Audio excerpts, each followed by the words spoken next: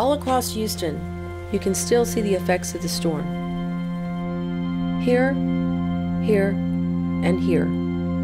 It changed us. Changed the way we see our neighbors and the communities we share with them. I'm Carol Alvarado. I've lived here all my life.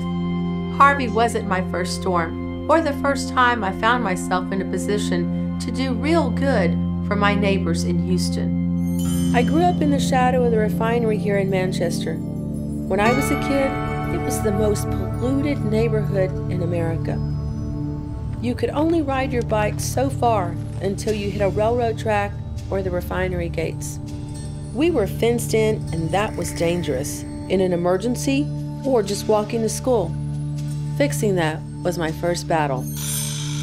And it was tough. Here I was, a kid pushing a big chemical company, the railroads, and the city of Houston to think about a neighborhood they neglected far too long. It took over 20 years, but we got a bridge built over the tracks so that people could come and go safely. And in the process, I found my calling. As a city council member, we put up air quality monitors and required contractors to provide health benefits to employees. I led the effort to make restaurants smoke-free and stop new shipments of hazardous chemicals through our neighborhoods. And for nearly a decade, I've done the same thing as a state representative in Austin. When I heard from survivors of sexual assault that they needed better protections, that some were being forced to co-parent with their rapists, that college campuses were still dangerous places for young women, I took a bill to the floor for them and got it passed. Then the storm came. I feel like everything I've ever done in our community, from the time I was a little girl to the day the rain started, prepared me for what happened next.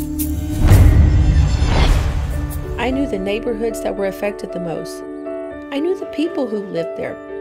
I knew the police, the firefighters, and the officials at the state level who could help. And I knew how to bring them together to do the most good. That's what I learned as a public servant. And now I'm running for state senate because our communities can't afford to lose the attention they deserve. The work's not done. And my goal is the same as it was when I started fighting for Manchester 30 years ago. Rebuild it better than it was before. Rebuild it cleaner and smarter. For our neighbors, for our families, and for you.